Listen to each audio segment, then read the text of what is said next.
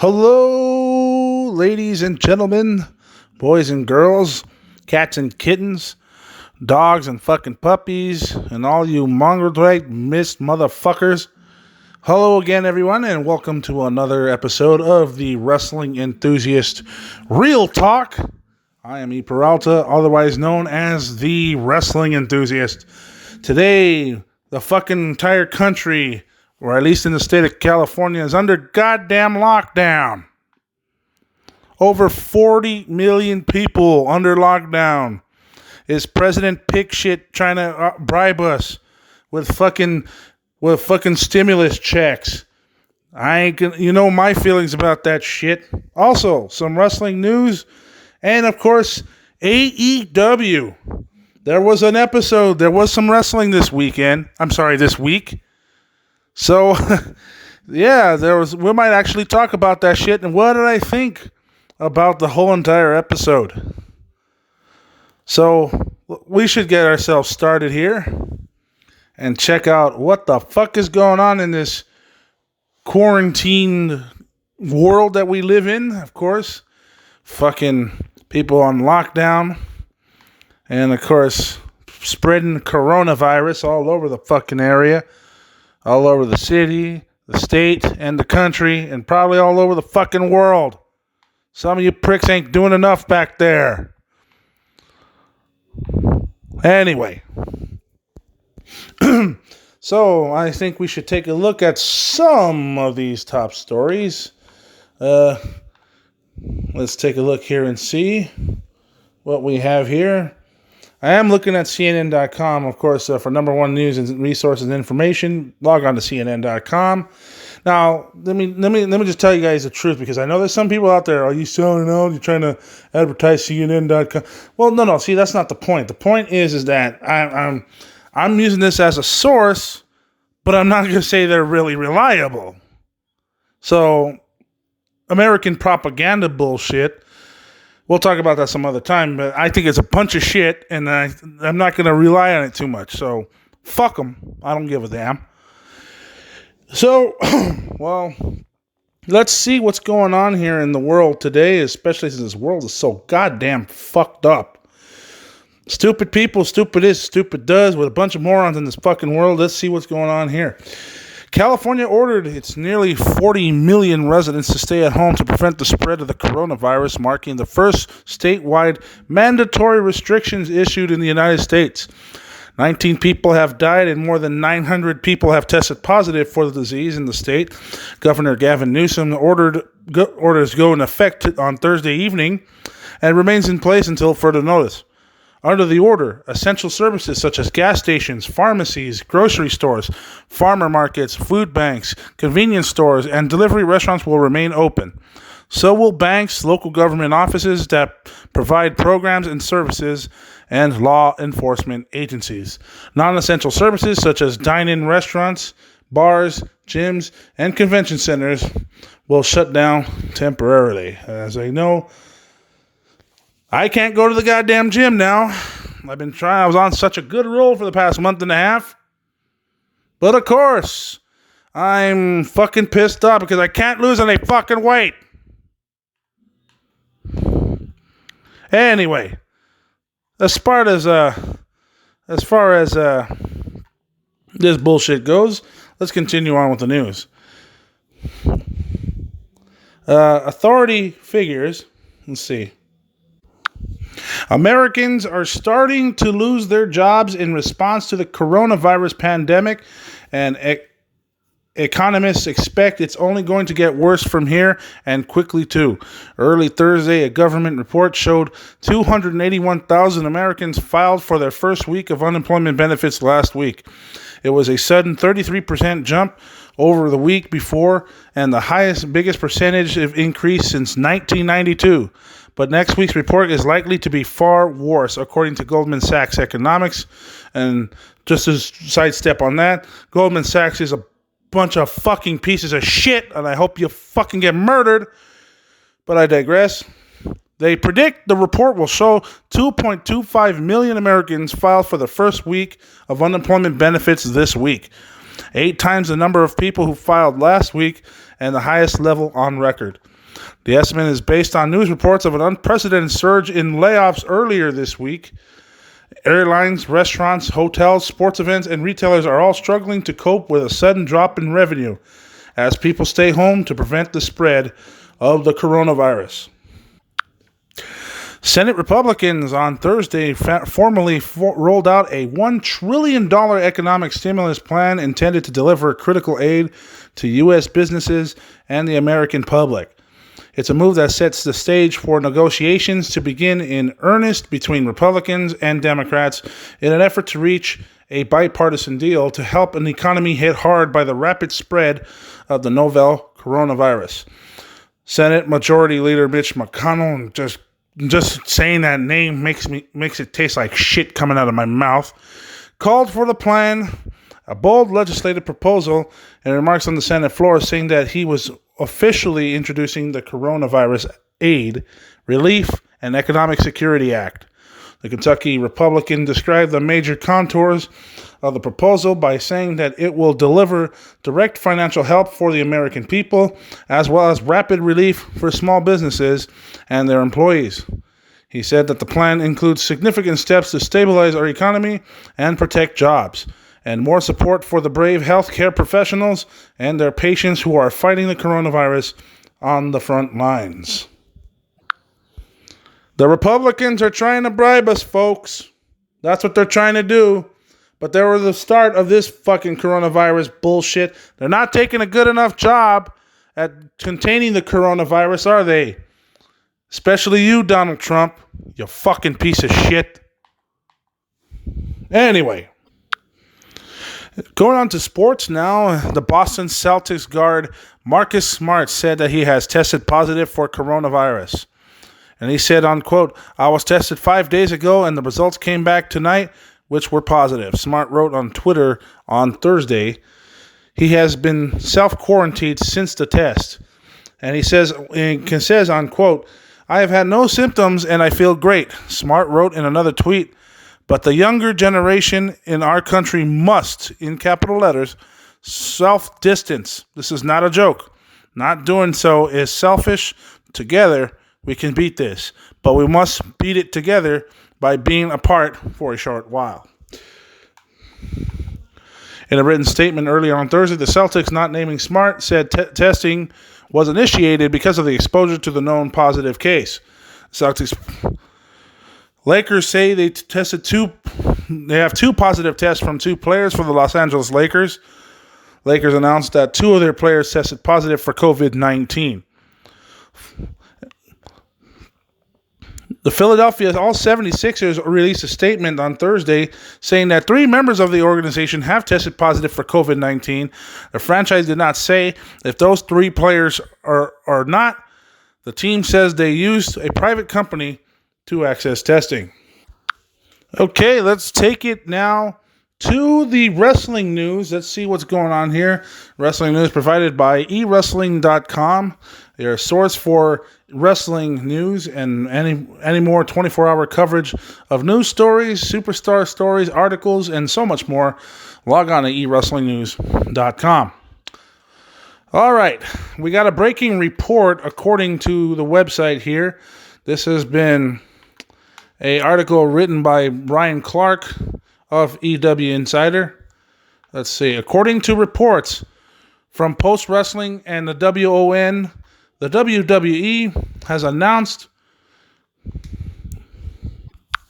that taping episodes of Raw and SmackDown, even WrestleMania 36, yes, WrestleMania 36, which has been removed from Raymond James Stadium in Tampa Bay, Florida, has been moved to the Performance Center due to the COVID-19 outbreak. While WWE has yet to confirm the report, there are rumors that WWE will be taping all the remaining episodes of Raw and SmackDown leading into WrestleMania 36 next week. There has also been talk of taping WrestleMania 36 in advance. According to one source, it was expected to happen. WrestleMania 36 will air over the course of 2 nights. Most of the matches will be taped from the WWE Performance Center in Orlando, Florida. But several gimmick matches are scheduled to be taped at other locations There won't be any fans at any of these locations. Of course, this is a very fluid situation with many changes taking place on a daily basis. So stay tuned. We could have more updates on this situation, hopefully coming soon, to see what will be going with WrestleMania. A secondary report, according to a report from Ryan Satin of Pro Wrestling Sheer, related to WrestleMania, there will be no Andre the Giant Memorial Battle Royal and Women's Battle Royal matches at WrestleMania 36. This concludes since WWE has confirmed this report. This should become as to no surprise that thanks to the coronavirus pandemic and the CDC recommending not having more than 10 people in close proximity towards each other. As you expect, the matches are being pulled as a precautionary measure. Both WWE and AEW continue to test their superstars, but they're only taking their temperatures at this point because that's about all they can do for now. Now, as you all know by now, almost every professional sport has been postponed due to the coronavirus. With that being said, WWE and AEW have still been holding events with no fans in attendance. As you expect, this has raised questions about the health and safety risk for their on-air talent and staff, despite the crew running in empty arenas. According to Brian Alvarez, everyone at Wednesday night's episode of AEW Dynamite was given medical testing, quote unquote, and I use that term loosely, but it was not the actual coronavirus test. The medical staff for AEW is being headed up by Dr. Sampson. He is the one who saved Jerry Lawler's life when he suffered a heart attack during Raw in September of 2012. Dave Meltzer added, they take the temperature, which is better than not taking their temperature. They took their temperature, and that's what they have been doing. MLW also did the same before the recent AAA versus MLW event in Tijuana, Mexico. So keep an eye on these top stories. Those are the main top stories so far at eWrestling News. The latest from all of wrestling news articles, plus stories and opinions. Give your opinions thought at ewrestlingnews.com. All right, that does it for the news section. Now, back to this stupid fucking shit about the coronavirus. As you remember last week, I started giving a full-on rant of Donald Trump and his fucking minions about the goddamn coronavirus. Now, one of the top stories that I just mentioned recently was about a stimulus package that they were going to pass. And they said that this stimulus package was going to help the economy and try to attempt to bring money to Americans while they're either out of a job because of the coronavirus or because of any other situations. And, to be my surprise, this is the year 2020. It's an Olympic year, which I don't even know that the Olympics are even going to happen this year. I mean, let's be honest about it. I have my doubts, but at the same time, these fucking politicians, these world leaders, and see, here's the thing. I'm not just when I bashed Trump, McConnell, and fucking Pence. He looks like a goddamn leukemia recipient. Anyway. The reason why I started talking shit, yes, because their reputation is so poisonous and bad, I don't know why people keep voting for them. But they're fucking stupid. That's just the problem. They're just fucking stupid. Bottom line. Now, speaking of gullible bullshit, what they're trying to do right here is trying to buy people's fucking votes. So they can say, hey, everything's fine, everything's okay, and we're going to be all right. Don't worry. We're going to be fine. The economy's not going to tank. But here's the problem. A lot of people are already out of work. A lot of people are panic buying. A lot of people are trying to get essentials, perishables, and all that stuff. And for what? Over a stupid virus?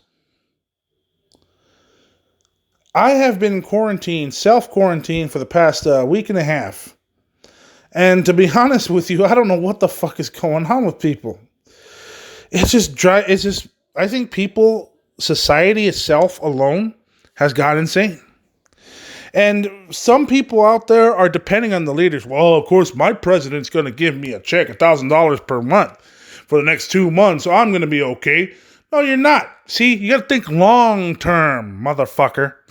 You got to think about what you got to do with your family, with your kids, with your wife. Because, in my opinion, it don't look good. And you can thank all these fucking politicians, all these stupid leaders that can't even lead dick. They have bought and paid for from the corporations of America. Big Pharma funds them. They got the judges in their back pockets. All they're going to do is just scam you in every little fucking way possible. And with this stimulus package that they're trying to do here, they're just trying to buy your vote. That's what they're trying to do. Because, people are basically stupid and will believe anything they're told. Because they'll be like, well, I'm getting $1,000. I'm going to vote for Trump. No. Because guess what's going to happen if you vote for him, stupid idiot? You are going to be put in the same position just like in 4 years from now, just like we are currently. We're going to be in self-quarantine. We're going to be under lockdown. And, of course, we're going to be fucking shitting ourselves because we can't go out to have fucking play in the park or to go to a concert or, better yet, a wrestling event. You fucking morons. Anyway, these people are just trying to vote. And let me just tell you this right now. I don't care what your political status is, and I don't care who you vote for. Because if you think about it this way, some people actually believe that this shit is good.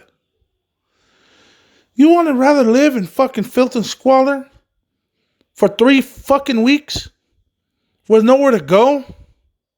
How fucking stupid can you be? It's my president, my country. I don't give a fuck. I don't give a fuck. It's not about political status. It's about what's going on. You have to, anytime there's a problem, you got to find a solution. It's just that simple. But people are common, and this is what I said to my friend one time. Common sense does not exist in this fucking world anymore. Nobody tells the truth anymore. And that's just downright sad. And it's just going to be a downfall of humanity. All humanity is going to crumble and fall. And so far, this looks like the beginning of it. Just by looking at the way these motherfuckers are fucking handling their situations at home. And at the store, in public. Spreading that fucking germ. It's just ridiculous. Ridiculous how people have gotten and have become. So, you fucking people that voted for Trump, there's some people I know. Personally, the ones I know, I never hated them. I just think they flunked the stooge test when it comes to politicians.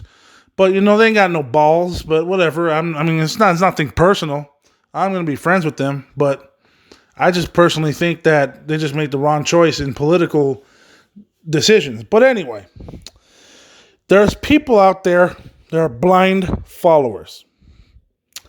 I think, personally, you need to revoke all your fucking rights. You need to get your rights revoked and everything. But then again, rights ain't rights. So whatever. I don't give a shit. You need to be humiliated and embarrassed by any way means necessary. And potentially killed out there. Because your leaders are not the ones that are causing this problem. It's you who voted these incompetent leaders. These dumb motherfuckers that voted for them. So, fuck all y'all. I don't give a fuck about you. And fuck anybody that looks like you. That's what I think. That's my fucking story. And here's the thing. This stimulus package that we're supposed to get in the mail, don't think twice of it. This is just a bribe. It's a fucking bribe. I'm going to take my $1,000 check and I'm going to vote for Bernie Sanders. Or at least Joe Biden, because, like I said last week, they're going to fucking rig the election for the Democratic nomination. Biden's going to be the one that's going to win. But fuck everyone else. Mitch McConnell included. Turtle-faced piece of shit. Looks like a constipated turn coming out of the crack of a giraffe's ass. But anyway, I'm gonna take my check and I'm gonna vote for Biden. Now, just because Biden's gonna win doesn't mean Sanders ain't gonna win. No. Fucking vote for Biden, because we cannot have another 4 years of this bullshit, much less living under filth and squalor in a fucking lockdown. That is just fucking putrid and repulsive and just downright ridiculous thinking. If you like to live in that type of shit, live in North Korea. That's what I think. Your ass ought to be shipped to North Korea with that coronavirus on you, and you ought to be put in a pedestal and shot in the fucking head. Do you wonder why North Korea doesn't have any cases of coronavirus? It's because of that. He's been, a positive test. Oh, shit. Bam! Fucking dead. That's why they got no cases over there. As soon as they hear that one case is positive, boom, shot, dead.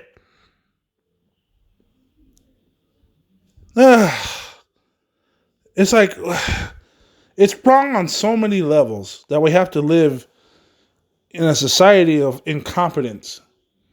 That this fucking situation that we're currently in is basically ruining the social movement, ruining our social lives, and ruining the fact that we cannot even have fun in life because some fucking idiots had to fucking ruin it for everyone.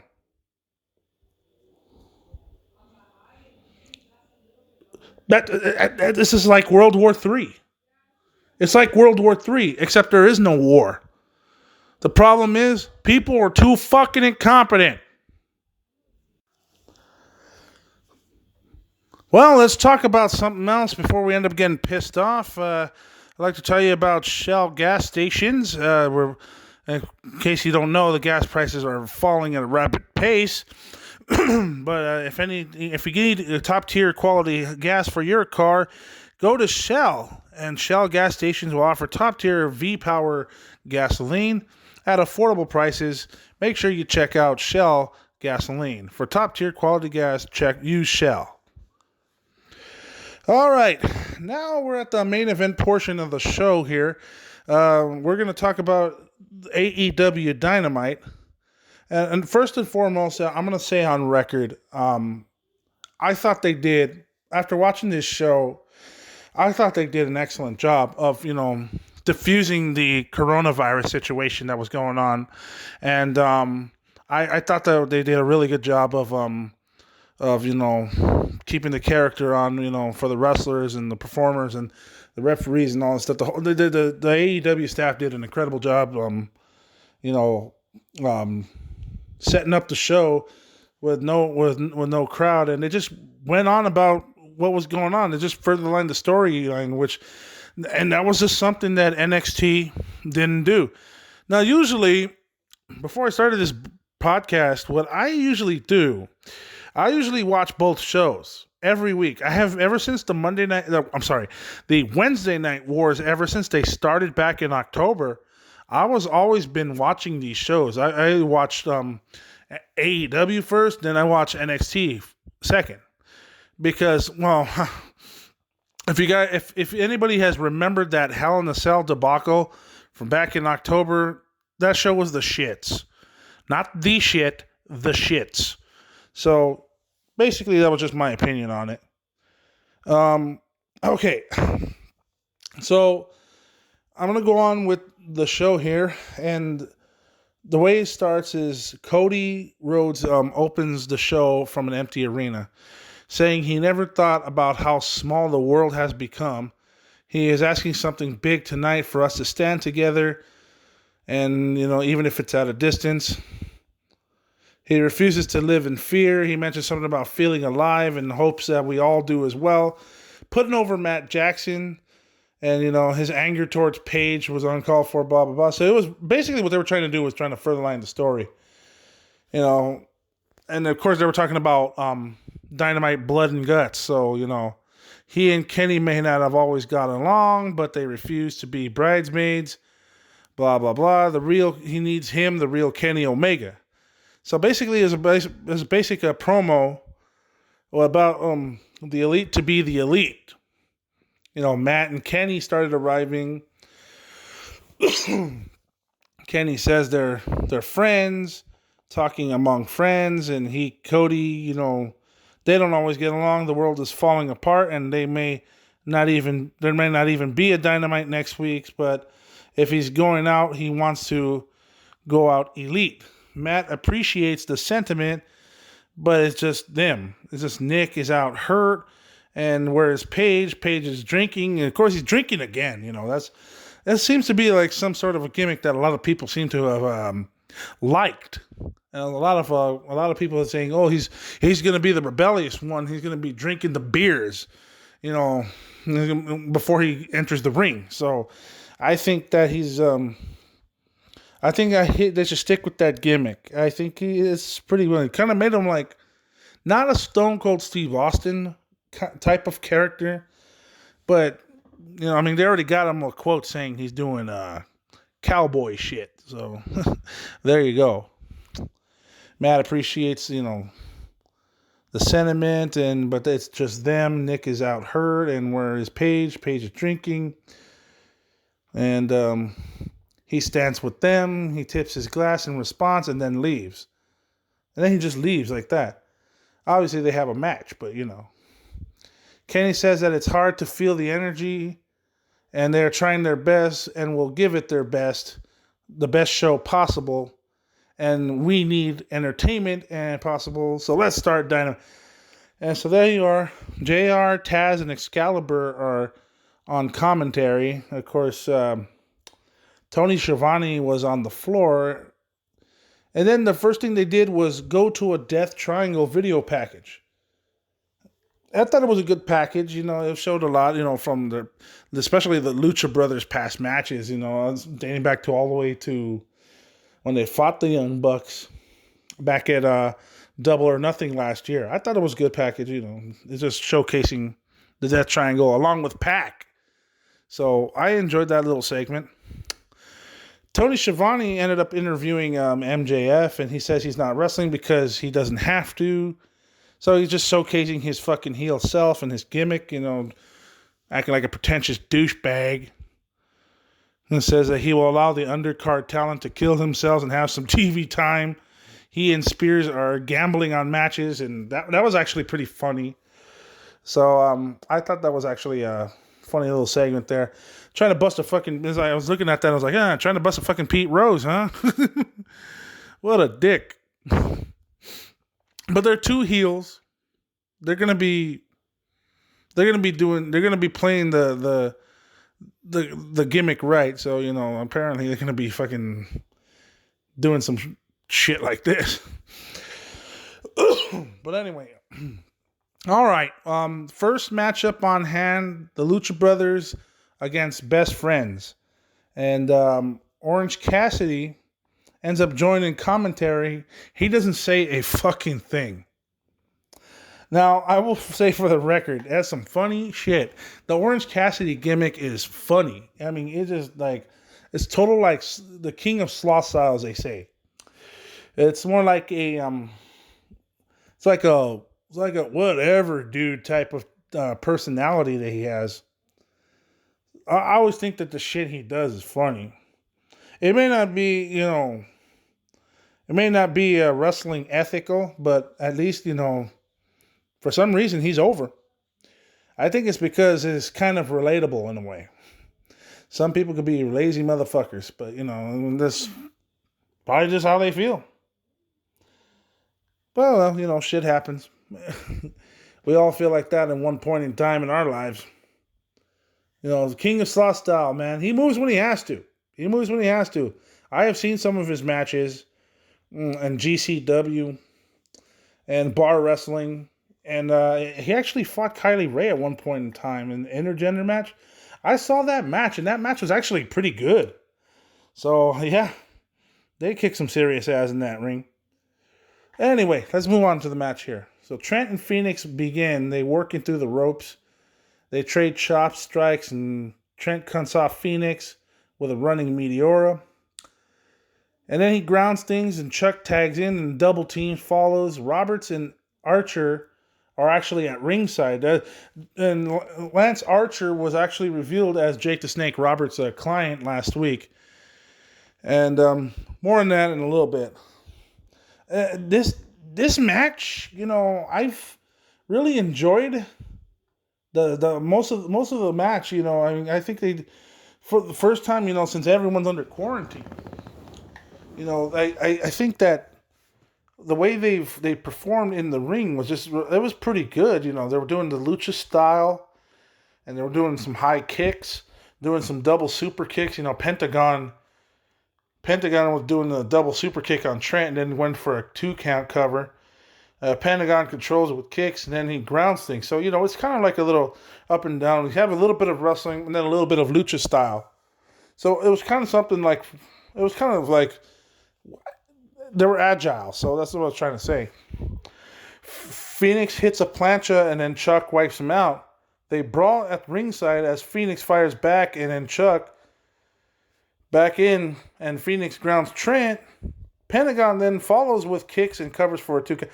There was quite a bit of near falls here and there in this matchup. Pentagon was unloading with more kicks and then chokes him out in the ropes. And Trent ended up fighting back, hits DDT, and then Chuck tags in. And then when he starts going wild and gets nuts, then he tries to cut on Pentagon. It's like saying, you don't fuck with Chuck. Chucky T, that's what they call him. And an assisted cutter ended up following, and then it breaks down, and all hell breaks loose, and then they just start fighting each other all over the place. Orange Cassidy starts to head to the ring. He battles back, and Cassidy flies off the fucking stage right over Brandy Rhodes' head, and he wipes out all the luchas. So that was a nice little spot.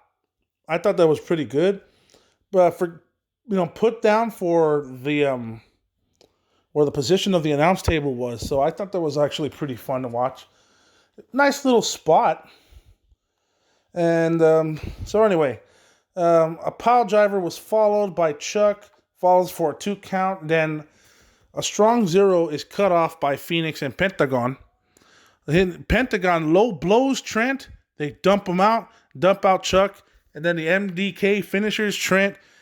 And 1, 2, 3, the Lucha Brothers end up defeating Best Friends in a matchup that I thought was really good.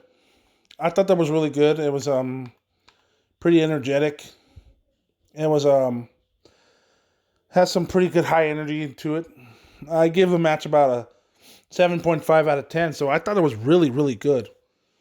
And a match like this gets a lot of banter with loud strikes and impact, full of action that could work.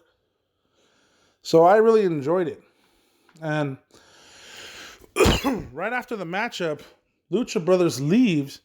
Then Tony Schiavone interviews Best Friends, and Chuck challenges Death Triangle to a street fight where there is no ring, no referee, and it's in the parking lot. So basically what this challenge was all about was basically his Best Friends versus Death Triangle in a parking lot brawl.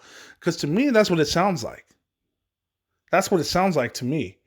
So whenever the next Dynamite happens, I don't know if it's going to happen next week or if it's going to happen the week after.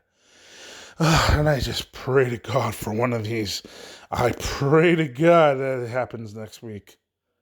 Because if it don't, I'm not going to flip my shit, but I'm going to be very fucking pissed. So anyway, I'm going to move on to the next matchup. A four-way dance women's matchup. You got Hikaru Shida and then Riho and Chris Statlander and Penelope Ford.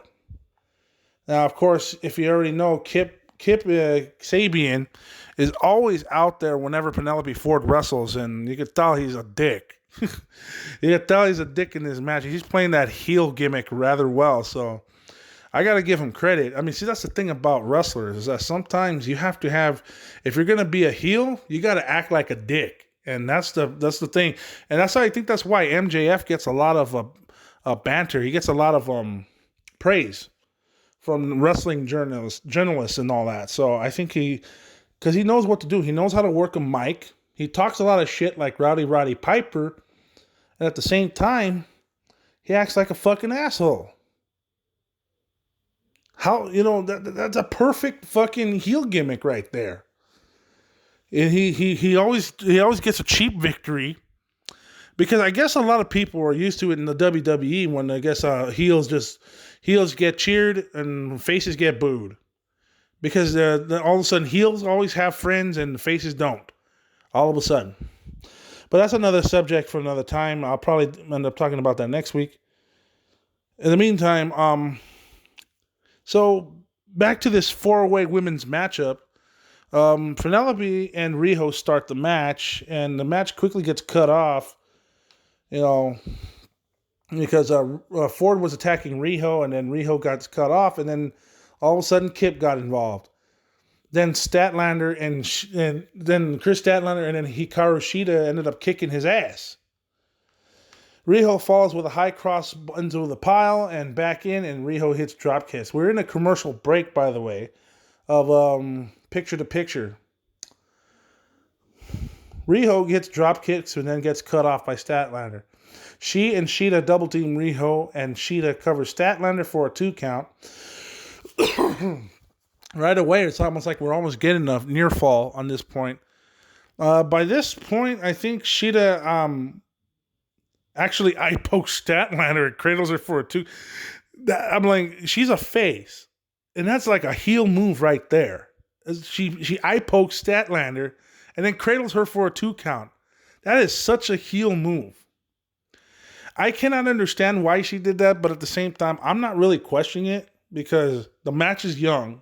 We haven't really gotten off to the climax portion of the match. So, there's not really... We already had one high spot. So, this is just how it's going to go. So, Ford ends up getting in there and she badly botches a flying Rana. She botched. It was a big-time botch. And it didn't look good. So, the thing I always say, if you botch a move, the best thing to do is to make sure you recover from it. If you don't recover from it, it's not going to look good. It's basically going to damper you down, and it's going to be a shitty matchup on your behalf. And I don't blame wrestlers for botching moves. Shit happens. It's just you can't. And everything could be perfect. If somehow, some way, a match could be perfect, and trust me, it has happened before.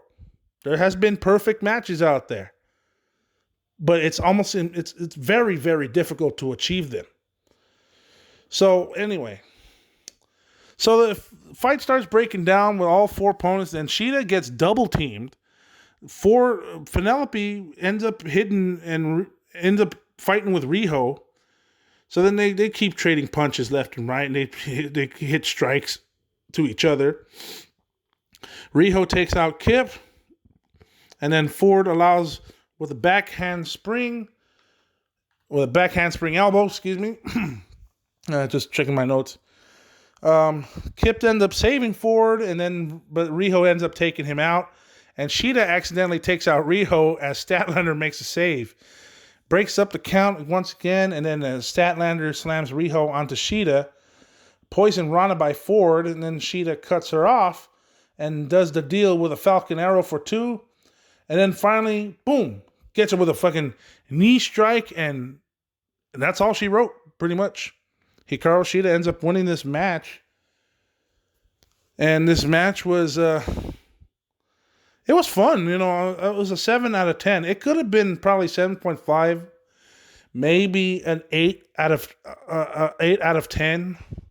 I probably could have rated it that, but I only say 7 because that Ford botch kind of dampened it a little. But other than that, it was fun. It was a fun match. And it was the right winner too. I think I think Hikaru Shida should be number one contender. As I think she could showcase a lot of skill. She's going to go after Nyla Rose, the women's champion. I think that's going to be a good match because you could tell you see Nyla Rose. She's aggressive. She's big. She's a beast. I mean, when I say big, I don't mean in a mean way. I meant like she could probably kick your ass. That's what I'm trying to say. I could tell by her wrestling skill set that she's a brawler. And she's a big-time brawler because she could use that strength. And, she could elevate her towards a good title reign, a decent-sized title reign. So far, that's what she's been having in the past month. So, anyway, moving on here. Tony Schiavone interviews Colt Cabana, and then Kip talks shit in front of him. And they're going to tease a match, so I'm pretty sure they're going to have at least one. I don't know if it's going to be next week or the week after. Like I said, depending on what goes on, we'll have to wait and see.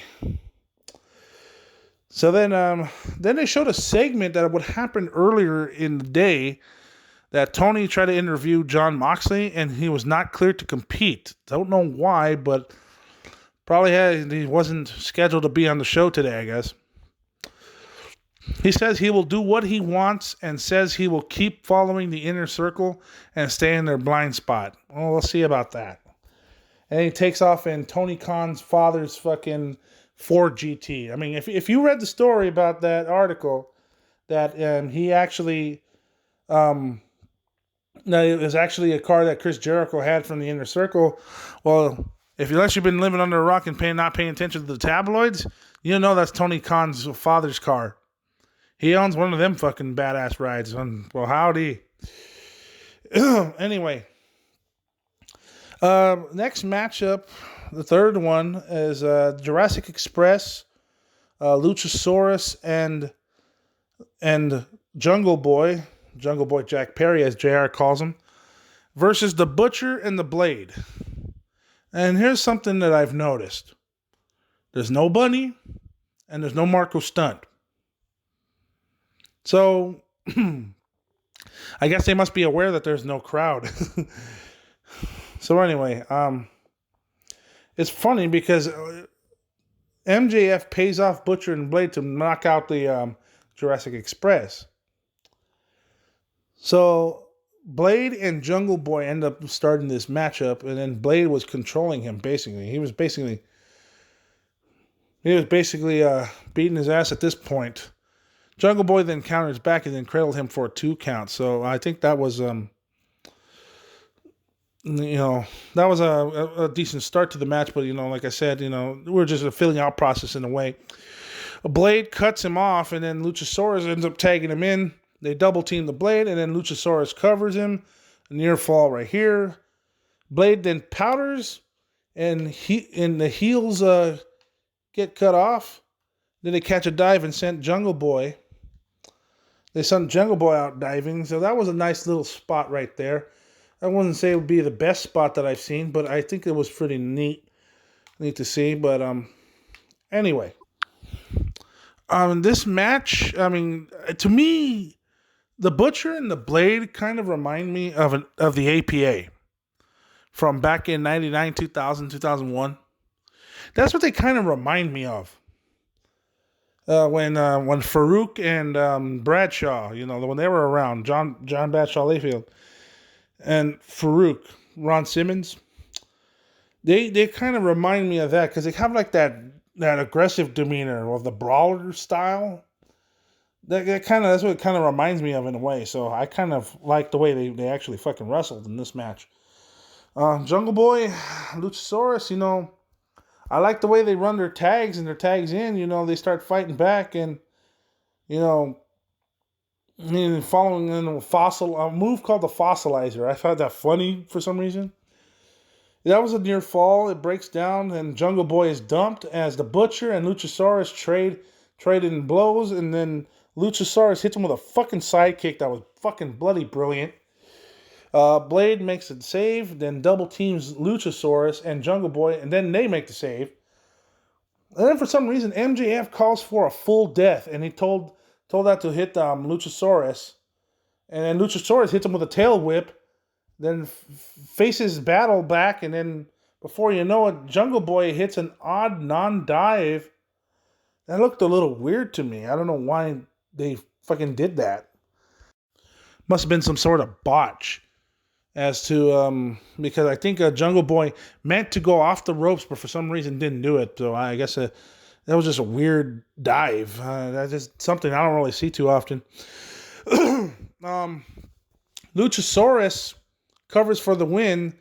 Basically, that little tactic was there to prevent the Butcher from intervening in going into the ring to break up the count. So I guess that's a victory for Jurassic Express, and they ended up beating the Butcher and the Blade. And that match was it was solid. I mean, it was very solid, very good. It was enjoyable. It was a 6.5 out of 10. It's just I don't know about the ending. It kind of felt weird to me. But now the Dark Order. Now another segment here after the third match. The Dark Order comes in, and they finally are going to reveal the Exalted One. Uno says the Exalted One is near, and then he comes. And when he comes, they will all see what Evil Uno sees. Evil Uno. He looks like somebody I know. He promised us that the arrival is near and that he never lies and cares about us and together, talking about this, blah, blah, blah, blah. Of course, this gimmick is kind of not really over for a lot of wrestling fans. So, but there's got to be something off. There's got to be something going on. Daniels gets sick and tired of them and says, oh, God, all you hear is lie about the Exalted One. They haven't made anyone better, wasted our time, blah, blah, blah. He is sick of it, and there is no Exalted One. It's just you two, and then all of a sudden some music, and then a graphic hits, and then we get a message from the Exalted One. And then we ended up seeing the video getting distorted and all that, and then it starts becoming less distorted. Then a big figure pops up, and before you know it, it's Brody Lee, a.k.a. formerly of the WWE, Luke Harper. And he says that Daniels will not go unpunished and isn't the first out to touch an old man, not to believe in him. My name is Brody Lee, and I am the Exalted One. And as soon as he pops up, Lee appears as Dark Order attacks and beats the shit out of Christopher Daniels and Kazarian. And that was your debut right there for Brody Lee's AEW debut. I got to say, that was pretty good. That was pretty nice. That was a nice little segment there. And another heelish ass kicker going to be making a name of himself in AEW. Now, Tony tries to interview Archer, but then Jake the Snake Roberts ended up cutting him off. And Archer is not here to talk, basically. So Jake feels that he's disrespected, that Cody didn't answer him properly. It was like spitting in his face. And it's so, not to make fun of Jake the Snake Roberts, but, it's just, sometimes it's kind of hard for me to understand. It's not his fault. It's just that, it's like, he bears that Cody and his friends bitching. But then look in the new, try to shut me up if you can. I mean, it kind of sounds like my friend's uncle. Anyway, I don't mean no disrespect to him, of course. It's just the way he sounds to me. I mean, but what can you do? So he's telling me that he's telling the television viewer that Cody Rhodes is time to stand up and meet the man. And it's personal now, and that will get his attention, blah, blah, blah. Okay. And then all of a sudden, we get a Lance Archer video package where he kills people in the freaking Murder Hawk mansion. And what I mean by kills, I mean just flat fucking knocks them the hell out. Jake claps as we see a pic of Cody with Caesar written on it, and it ruled. Okay, that was pretty sweet. And right after that little segment, which, I mean, it was okay. It was pretty good. We get a preview of the next Dynamite, and we notice it says not next week. It says next Dynamite. And that's already given me some issues because when I see it's not next week, it says next Dynamite. I'm like, oh, please don't tell me that they're not going to fucking let anyone fucking do this shit. So they advertise a lumberjack match between Wardlow and Luchasaurus. Then the blood and guts match, where at first there was going to be a 5 against 4, and apparently Matt Jackson is not there, and he's injured, so he won't be cleared to compete for blood and guts. But the Elite was supposedly at a disadvantage, so they were advertising that matchup. Basically, it's War Games with a roof on the cage. So we're going to see how interesting that shit's going to be. Also, Best Friends and Lucha Brothers in a street fight. And in my opinion, it's a fucking parking lot brawl. They were very careful to say on the next Dynamite and not next week. So they were being at least, honest there. All right. Main event time.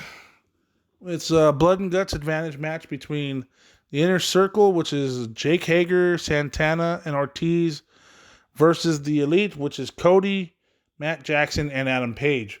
The winner of this match gets the advantage in the blood and guts match. So we're going to wait and see what's going to happen in this one. Sammy Guevara is actually at ringside. Chris Jericho joins in commentary and starts saying all kinds of shit. So Sammy and the heel wrestlers that are sitting at ringside.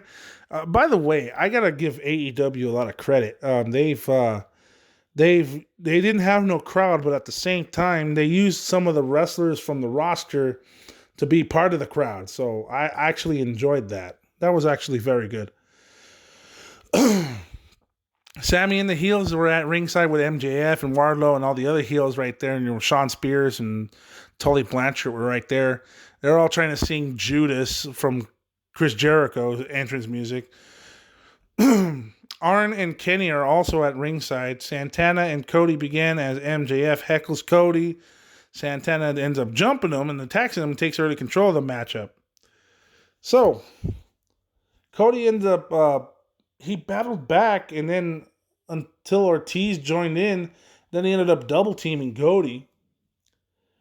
Ortiz took control with some Tiger style until Cody ended up hitting a suplex and tags in Matt.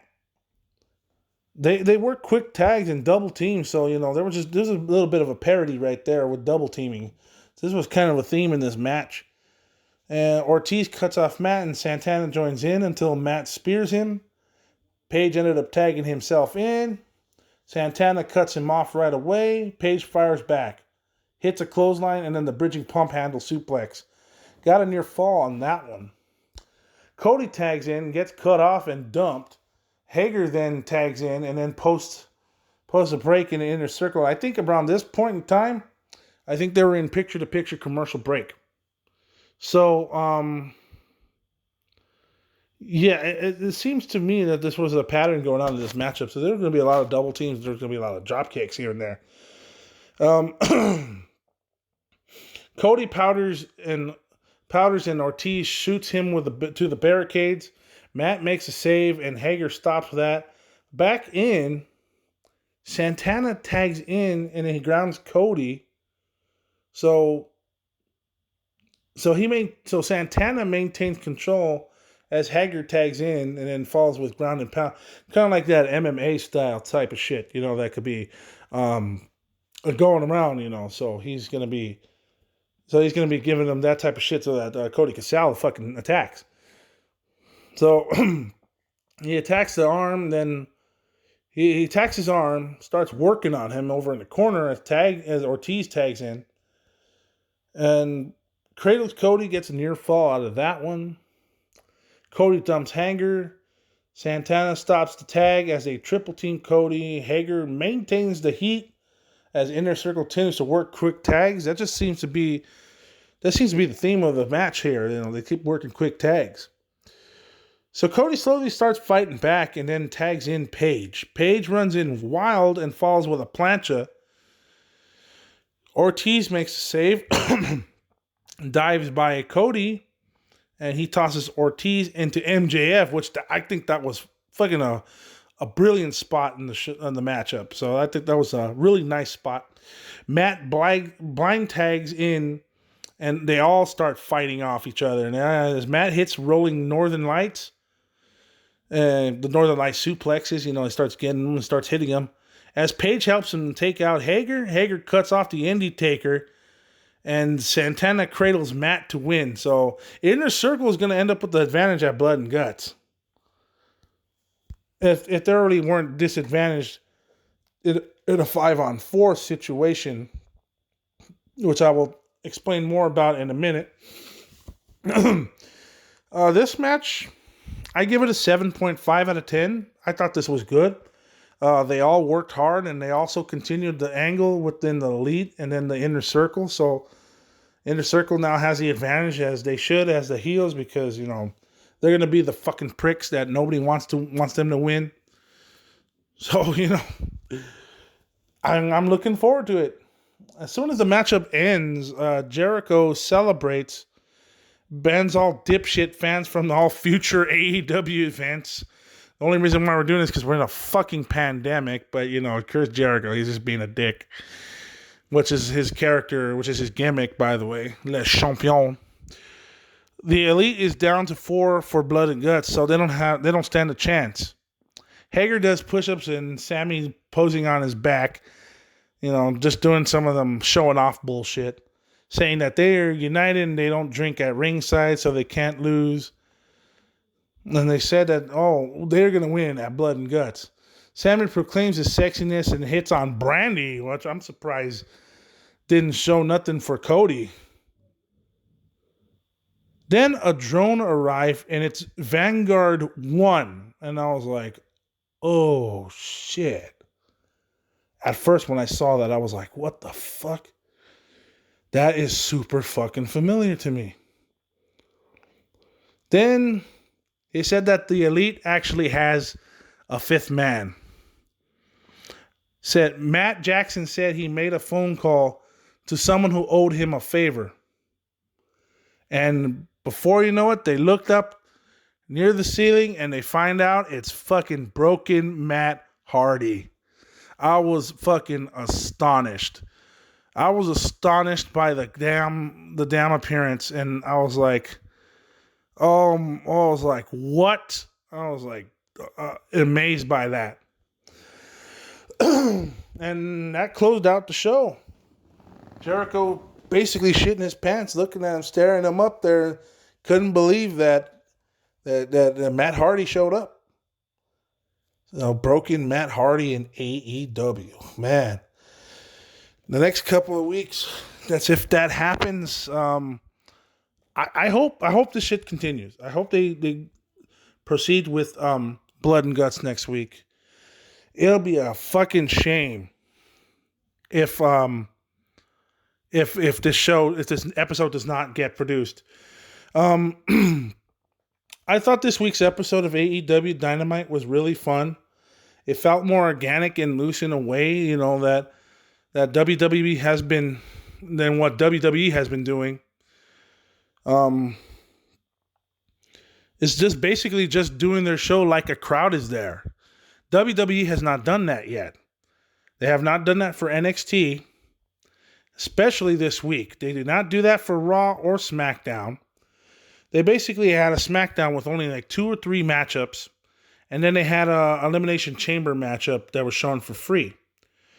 So that happened, and then on Raw, they had a 3-hour show, showed the Men's Royal Rumble match, and then they fucking only had one measly fucking match.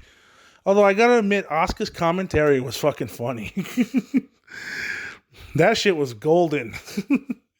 I thought that was fucking hilarious. But anyway, that's not the point. The point is we need more matches on these shows. They need to fucking produce more than the crap that they're showing right now. I proclaimed, now I'm not going to mention about Raw, but this is all I got to say about Monday Night Raw this past week. It was the worst Raw I ever seen. Yes, that's right. The worst Raw I ever fucking seen in my life. Worse than in 2009 and worse than in 2010. It was, I rated it, I gave it a non-rating actually. Because what can you do? Why show a match that has nothing to do with the show? It's just archive footage. If I want archive footage, I'll just go to the WWE Network and then I'll just fucking watch it whenever the fuck I want. But,